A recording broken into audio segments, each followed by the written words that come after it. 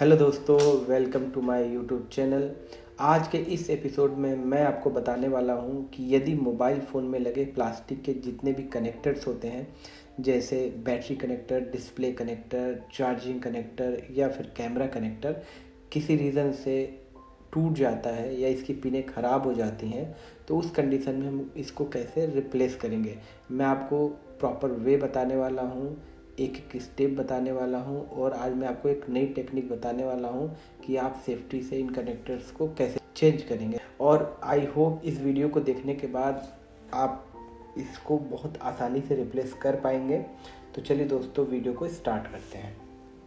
जैसा कि आप देख सकते हैं कि यहाँ पर एक मेरे पास सैमसंग S7 एज का मदरबोर्ड है और इसका जो ये डिस्प्ले कनेक्टर है, इसकी कुछ पिनें टूट चुकी हैं। तो इस कनेक्टर को मैं आपको रिप्लेस करके दिखाने वाला हूँ। तो यहाँ पर सबसे पहले कनेक्टर को जूम करते हैं। ये मैंने जूम कर लिया। अब यहाँ पर हम थोड़ा सा फ्लक पेस्ट यूज़ करेंगे। जैसे कि आप देख पा रहे हैं, ये अच्छी क्वालिटी का होना चाहिए। और यदि कनेक्टर के आसपास कोई CPU या बड़ी कोई IC लगी है तो आसपास आप कवर अप कर लेंगे उसको। लेकिन यहाँ पर कनेक्टर के पास कोई IC नहीं लगी है, इसलिए मैंने कवर अप नहीं किया है। और जब आप SMD से इसको हीट देंगे तो आपको SMD का जो नोज़ल है वो एक जगह पर कांस्टेंट स्थिर नहीं करना है, आपको हमेशा मूव करते रहना है नोज़ल को। और एक चीज़ और बता दूं मैं आपको कि यदि आप लोकल SMD यूज़ करते हैं तो डेफिनेटली कनेक्टर जल जाएगा। इसके लिए आपको क्विक की आप कोई भी अच्छी SMD यूज़ कर सकते हैं, जैसा कि मैंने आपको पिछले वीडियोस में मैंने बताया था आपको। तो इसमें SMD का बहुत बड़ा रोल होता है। और देखिए कनेक्टर मेल्ट होकर निकल चुका है, देखिए यहाँ पर।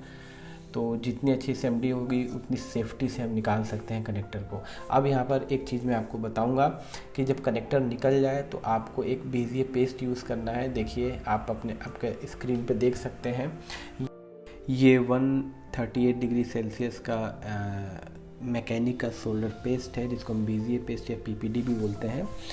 ये जो पेस्ट होता है, इसकी एक खासियत होती है कि ये बहुत कम टेम्परेचर में ही पिघल जाता है और सोल्डर का रूप में कन्वर्ट हो जाता है। तो जब हम इस कनेक्टर पर इस सोल्डर पेस्ट को लगा के हीट करेंगे तो ये सोल्डर बहुत कम टेम्परेचर पे ही पिघल के और स्मूथली हर पिन पे कनेक्ट हो जाएगा। और फिर जब हम कनेक्टर को लगाएंगे तो लगाते समय भी हमें ज़्यादा टेम्परेचर की ज़रूरत नहीं पड़ेगी और बहुत कम समय में हम इजीली कनेक्टर को लगा पाएंगे। देखिए मैं आपको इसके बारे में बता दूं कि मार्केट में ना 2-3 टाइप के BZA पेस्ट आते हैं, जैसे 38 डिग्री सेल्सियस का जो आप देख रहे हैं। इसके अलावा 158 डिग्री सेल्सियस का भी आता है, एक 183 डिग्री सेल्सियस का भी आता है। तो मेनली ये इसमें मतलब चेंजेस इसीलिए हैं क्योंकि जैसे जैसे डिग्री सेल्सियस बढ़ता जाएगा तो उस PPD को ज़्यादा हीट करने की ज़रूरत पड़ती है। और जितना कम डिग्री सेल्सियस का रहेगा उतनी कम हीट में ही हम इजीली उसको सोल्डर में कन्वर्ट कर सकते हैं, उसके लिए ज़्यादा टेम्परेचर की ज़रूरत नहीं पड़ती है। तो अभी जो नए iPhone X, XS Max layer वाले मदरबोर्ड्स आते हैं उसमें हमें लेयर्स को जो बॉल बना के कनेक्ट करना पड़ता है, तो उसमें इसी PPD का हम यूज़ करते हैं। तो कनेक्टर्स को लगाते समय या कहीं सोल्ड करते समय आप इसको अगर यूज़ करते हो तो वहाँ पर आपका आयरन के ले जाते ही ये पिघल जाएगा और काफ़ी अच्छी सोल्डरिंग होती है इससे, बहुत अच्छी स्मूथ सोल्डरिंग बोल सकते हैं होती है, इसीलिए हम इसका यूज़ कर रहे हैं। आप इसको एक बार यूज़ कीजिए, फिर आपको इसके बारे में पता चलेगा। तो चलिए मैं अब आगे दिखाता हूँ आपको। अब BZA पेस्ट लगाने के बाद से हमें एक कॉइल या कैपेसिटर बड़े साइज का लेना है किसी भी मदरबोर्ड से। और जो ये पिनें दिख रही हैं ना, इनके ऊपर आपको सरफेस पे एक बार मूव कराना है। तो आपने एक चीज़ नोटिस किया कि देखिए कितनी जल्दी 138 डिग्री सेल्सियस का जो हमने फ्लक्स लगाया, कितनी जल्दी देखिए BZA पेस्ट पिघल चुका है, बिल्कुल पानी के जैसे बिल्कुल। अब इस कॉइल को मूव कराने से क्या हुआ कि जो सोल्डरिंग BZA पेस्ट था वो हर पिन पे प्रॉपर तरीके से लग चुका है। जैसे हम IC को रिवॉल्व करते हैं ना, उसी तरीके से ये पूरी पिनें रिबॉल्व हो गई एक तरीके से। और जब हम नया कनेक्टर इस पर लगाएंगे इस सरफेस पे तो बहुत कम समय में और आसानी से ये कनेक्टर लग जाएगा। इसके बाद ये किनारे जो सोल्डर थोड़ा ज़्यादा लगा है तो इसको हम ये जो डिसोल्डर वायर होता है इससे हम थोड़ा सोल्डर को रिसोल्ड कर रहे हैं। वहाँ पे सोल्डर ज़्यादा हो गया था, थोड़ा कम हो जाएगा वहाँ पे, देखिए हल्का हल्का, हमें पूरा नहीं हटाना है क्योंकि कनेक्टर वहीं पे सेट होगा।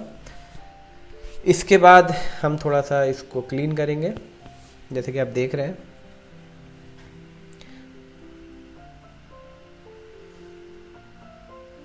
ये हमने क्लीन कर लिया प्रॉपर वे में। और जब आप इसको अपने खुद करेंगे ना, तो आप देखेंगे, आप पाएंगे कि ये जो जितनी पिनें हैं इसके ऊपर प्रॉपर वे में सोल्डर लगा हुआ है, देखिए। तो जब हम कनेक्टर लगाएंगे तो बहुत आसानी से कनेक्टर लगेगा। अब ये देखिएगा आप। और चूंकि यहाँ पर पूरी पिनों पे 138 डिग्री सेल्सियस वाला पीपीडी लग चुका है, तो जब हम कनेक्टर को रख के हीट मारेंगे ना, तो बहुत जल्दी कनेक्टर फिक्स हो जाएगा, आप देखिएगा। तो देखिए, थोड़ा सा हम सोल्डर पेस्ट ले लेंगे और उसके बाद देखिए कनेक्टर को फिट करते हैं। अब देखिएगा कितनी फास्ट कनेक्टर लगेगा, बहुत जल्दी लगेगा।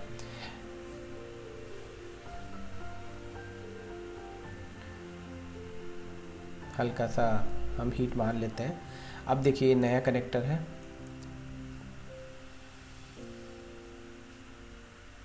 सबसे पहले मैं इसको सेट कर लेता हूँ थोड़ा। ये देखिए सेट हो गया। अब हम हीट देंगे एक जगह पर। असेंबली को स्थिर नहीं करना है, मूव कराते रहना है, देखिए। और इस तरीके से, और जब आप हीट देंगे तो बहुत जल्दी वो पिघल जाएगा सोल्डर और वो फिट हो जाएगा कनेक्टर, और आपको पता चल जाएगा। ये देखिए लग चुका है, ठीक है।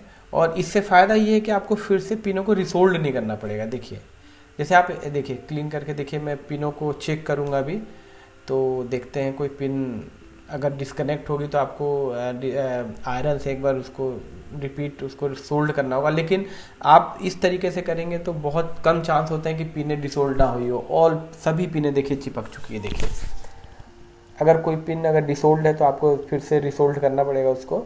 तो इस तरीके से आप इजीली कनेक्टर को लगा सकते हैं, देख लीजिए। आप एक बार इसको ट्राई करके देख सकते हैं।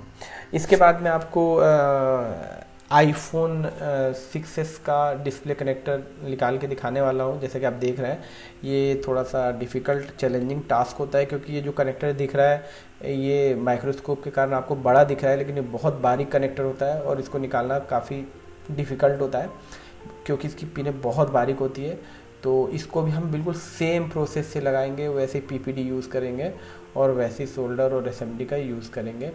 और तो आप वीडियो, और इसके बाद तीसरा जो पार्ट है मैंने लिया है बैटरी कनेक्टर चेंज करने का, तो वीडियो को आप स्किप मत कीजिएगा, पूरा देखिएगा वीडियो, ताकि आपको प्रॉपर तरीके से समझ में आए।